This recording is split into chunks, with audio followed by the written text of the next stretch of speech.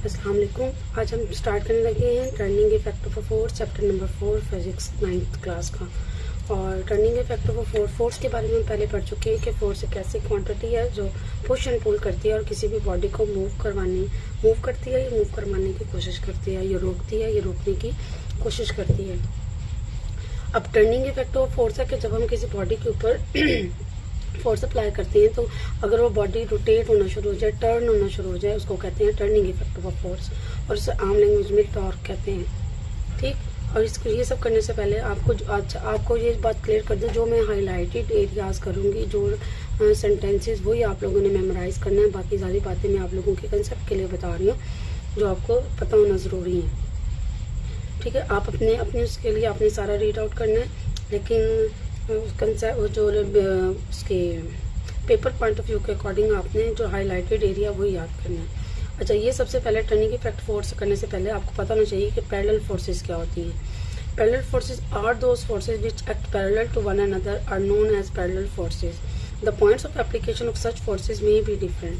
Parallel forces क्या हो सकती है? अब आमतौर पर पैरेलल की एग्जांपल ये दी जाती है कि जैसे कि आपके बुक के ऊपर ये 2 लाइंस है, ये पैरेलल है, इनको जितना मर्जी एक्सटेंड कर लिया जाए, ये आपस में कभी भी मैच, इनको बढ़ाते जाएं दोनों साइड पे अगर हम इनको बढ़ाते जाएं तो ये कभी भी आपस में इंटरसेक्ट नहीं करेंगी।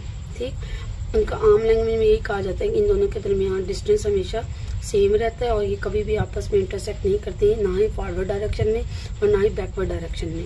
इनको बोलते हैं पैरेलल। अब यहाँ पे पैरेलल फोर्सेस हैं तो ये पैरेलल फोर्स हो जाएगी। और ये the point of application of such forces में बी डिफरेंट, और ये मुख्तलिफ जगह से ओरिजिनेट हो सकती हैं। उसके बाद आपके पास आता है पैरेलल फोर्सेस की 2 टाइप्स हैं, like and unlike.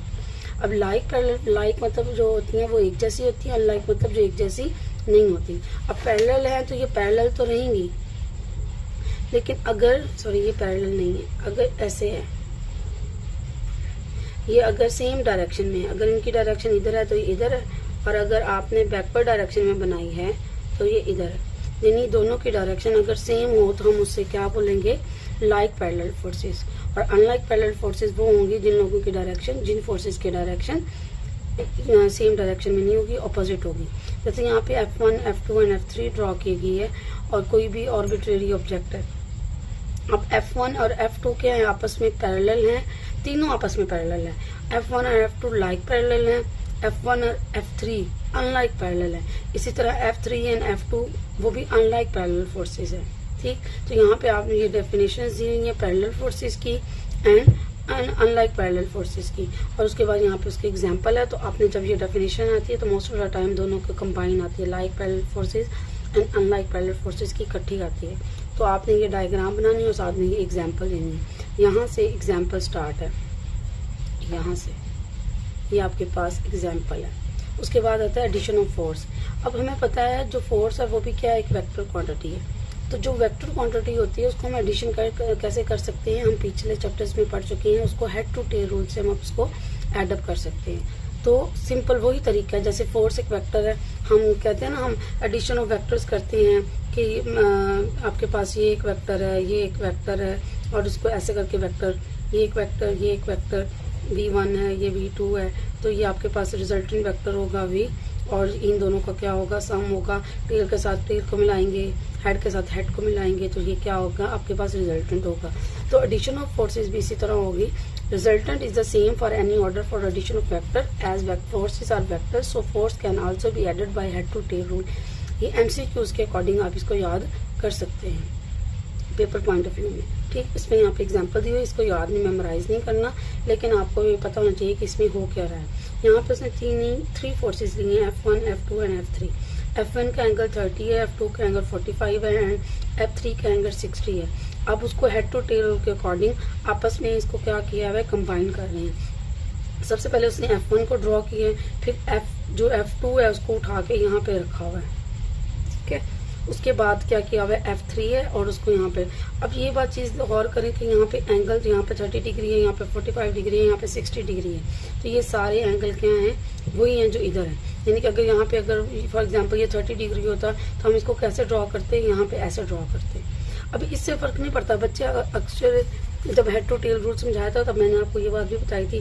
For example एक फोर्स है इस तरह, एक फोर्स है इस तरह, दूसरी फोर्स है इस तरह। अब आप कहोगे कि रिजल्टेंट ये F1 है, ये F2 है एंड F3 है। तो रिजल्टेंट हमने क्या किया, फर्स्ट वन ये है एंड लास्ट वन ये है। फर्स्ट वन की टेल एंड लास्ट वन की हेड। अब हमें इससे कोई फर्क नहीं पड़ता ये इसको क्रॉस कर रहा है, ये इसके ऊपर लाइन के ऊपर ओवरलैप कर रहा है, इससे कोई फर्क नहीं पड़ता। आपने टेल के साथ टेल को मिलाना है और हेड के साथ हेड को मिलाना है, ये इसका रिजल्टेंट होगा। तो आमतौर पर आप बच्चों की आसानी के लिए हम लोग इस तरह का वो एग्जांपल्स लेते हैं कि आपस में ये क्रॉस ना करें, लेकिन आपको माइंड में ये पता होना चाहिए कि ये क्रॉस भी कर सकते हैं, ओवरलैप भी कर सकते हैं, इसका कोई मतलब इम्पैक्ट नहीं होगा। अब आप कहते हो कि इसको F1 लिया है, आप किसी को भी F1, F2, F3 कर सकते हैं, तो लेकिन ये है कि इसके एंगल का लिहाज करना है, ख्याल करना है आप लोगों ने, ठीक है। तो ये रिजल्टेंट है, जो रिजल्टेंट है वो 7.1 सेंटीमीटर है और वो उसका एंगल कितना है 43 डिग्री, यानी कि इन तीनों फोर्सेस का टोटल इम्पैक्ट क्या होगा, वो 71 सेंटीमीटर उसका मैग्नीट्यूड होगा और वो किस एंगल पे लगेगी, 43 डिग्री एंगल पे लगेगी। लेकिन इसमें कुछ भी मेमोराइज नहीं करना, लेकिन कंसेप्ट बेस के ऊपर आपको ये पता होना चाहिए कि इसमें थ्योरी क्या लिखी हुई है। उसके बाद जो मेन टॉपिक जो हमारा चैप्टर नंबर 4 का टॉपिक है वो है turning effect of a force. अब टर्निंग इफेक्ट क्या होता है, जब कोई चीज़ टर्न करती है, रोटेट करती है। अब आपके पास बहुत सारे एग्जांपल है टर्निंग इफेक्ट की, जैसे व्हेन वी ओपन और close a door we apply force, this force rotate the door about its hinge. Hinge होता है जहाँ पे डोर जुड़ा हुआ होता है, वो जो आपस में इस तरह के जॉइंट्स बना हुआ होता है, उसे हिंग बोलते हैं। तो force rotate the door about its hinge, this is called turning effect of force. कोई स्पेसिफिकली इसकी डेफिनेशन नहीं है, तो आप ये यहाँ पे इस तरह ये इसकी डेफिनेशन को कर सकते हैं। ये किसकी डेफिनेशन है, turning effect of a force की।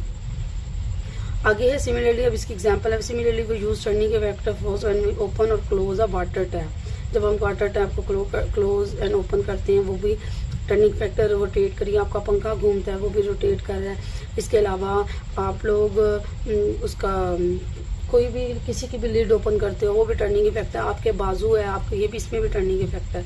आप बाजू को ऐसे ऐसे करके मूव करते हो तो ये भी एक टर्निंग इफेक्ट है। तो टर्निंग इफेक्ट, और इसको मजीद एलेबोरेट करने से पहले आपको पता होना चाहिए कि रिजिड बॉडी क्या होता है, एक्सिस ऑफ रोटेशन क्या होता है एंड लाइन ऑफ एक्शन क्या होता है। सबसे पहले रिजिड बॉडी आमतौर पर जो सख्त बॉडी होती है उसे कहते हैं। तो आप कहते हैं फिर सॉलिड बॉडी क्या होती है। जो रिजिड बॉडी होती है बेसिकली कि जब हम दो मतलब रिजिड बॉडी सख्त बॉडी होगी, उसके जो पार्टिकल होंगे वो टाइटली पैक्ड होंगे, तो जो उसके जो पार्टिकल्स होंगे जब हम उसके ऊपर फोर्स अप्लाई करेंगे, उसको रोटेट करेंगे, मूव करवाएंगे, तो उनके दरमियान डिस्टेंस कभी भी चेंज ना हो। आइडियली रिजिड बॉडी एग्जिस्ट नहीं करते, ठीक, क्योंकि कोई ना कोई फोर्स अप्लाई करने से उसका डिस्टेंस चेंज हो सकता है, चाहे जितनी मर्जी सॉलिड बॉडी हो।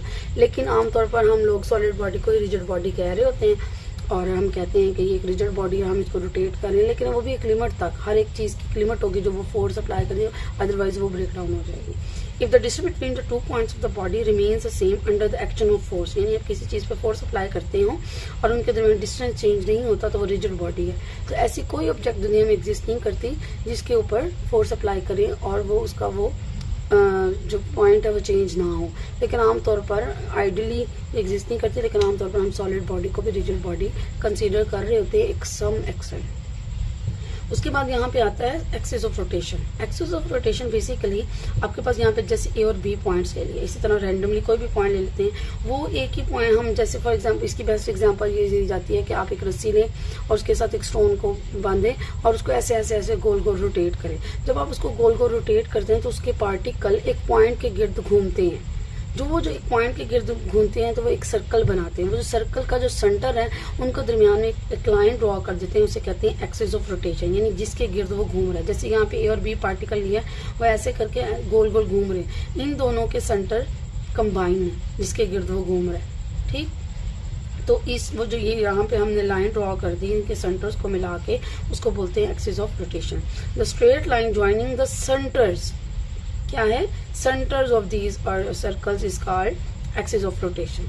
ठीक हो गया। यहाँ पे उसने एग्जांपल दी हुई है, आप इसको चाहे ड्रॉ करके, अगर इसकी डेफिनेशन आती है तो आप इसको ड्रॉ करके इसको एलेबोरेट कर सकते हैं। तो यहाँ पे अगर एप्लीकेशन लिखेंगे तो इसकी यहाँ पे in this case it's O Z to observe the turning effect of a force, यहाँ तक करेंगे कि ये इसका एक्सिस ऑफ रोटेशन है। उसके बाद यहाँ पे एक एग्जाम्पल दी हुई है सीसा की, और साथ में ना उन्होंने मोमेंट आर्म और मोमेंट फोर्स के बारे में एलैबोरेट किया हुआ है। ठीक, अब बेसिकली ये कॉमन सेंस है, ये आप सबने देखा होगा और बहुत सारे बच्चों ने इसके ऊपर इसके राइड भी ली होगी। सीसा में क्या होता है, वो कहते हैं एक लाइटर बॉडी है और एक हाईवे बॉडी, यानी कि एक हैवी बच्चा और एक थोड़ा सा लाइट बच्चा है, तो दोनों इस एजिस पे बैठे हुए हैं। जो इस एजिस पे बैठे हुए हैं तो क्या होगा, जो हैवी बॉडी होगी वो क्या करेगी, उसकी तरफ जो टिल्ट हो जाएगा, नीचे की तरफ लग जाएगा। अगर हमने इसको इक्वल करना है तो हम क्या करेंगे, जो लाइटर बॉडी होगी उसको towards the pivot point move करेंगे। अब इससे क्या हुआ, एक फोर्स भी कंसीडर हो रही है, इसका वजन होगा, वजन एक फोर्स है, और यहाँ पे इसका ये लेंथ भी, ये जो यहाँ पे इसका डिस्टेंस है एल, वो भी काउंट होगा। तो यहाँ पे यही बात कर रहा है कि जो सीसा है वो अपोजिट डायरेक्शन में और लाइटर मूव्स की तरफ मूव करेगा और उसको वो रोटेट बैलेंस हो जाएगा। जब दोनों यहाँ पे ये आगे मूव करेगा तो ये दोनों साइड पे या फिर किसी तरफ भी मूव नहीं करेगा, बल्कि ये बैलेंस हो जाएगा। ठीक हो गया। उसके बाद आपके पास आती है line of action of force.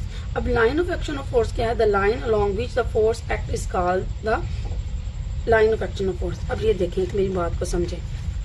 आपके पास एक ये स्पैनर है, आपने नट को टाइट करना है या लूज करना है। ओके, जब आप नट को टाइट या लूज करते हैं तो क्या होता है, आप यहाँ पे फोर्स अप्लाई करते हैं, यहाँ पे आप क्या करते हैं, फोर्स अप्लाई करते हैं, और यहाँ पे वो इसका जो रोटेशन है, वो जो उसका सेंटर है वो यहाँ पे होता है। ठीक, तो ये आपके पास क्या है, एक्सिस ऑफ रोटेशन, और ये आपके पास क्या है, लाइन ऑफ एक्शन। और इनके दरमियान ये जो पैरेलल डिस्टेंस है, ये इसको हम बोलते हैं मूवमेंट आर।